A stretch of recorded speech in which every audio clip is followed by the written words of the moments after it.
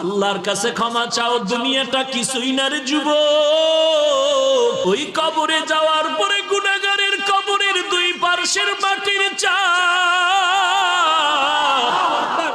পাজরের হাড় চুরমার হয়ে যাবে। একটা নয়, দুটো নয়, 70 থেকে 99টা সাপের কবর। কবরের ভিতরে জাহান্নামের আগুন। এরে বান্দা, এখনো কি আল্লাহর রাস্তায় ফিরে আসবি না? আল্লাহ দেখায় দেয় দুনিয়ার বিল্ডিং এর আগুনে কত যুবকের লাশ, আর চিৎকারের আওয়াজ, বাঁচাও বাঁচাও। একটু চিন্তা করে দেখ, যখন আগুন লাগছিল শরীরের মধ্যে তখন ওদের কেমন লাগছিল, অবস্থাটা কেমন হয়েছিল। ওরা যখন আগুনের মধ্যে সবাই জানালা দিয়ে হাত দিয়ে কয়, কে আছো, আমাদের বাঁচাও।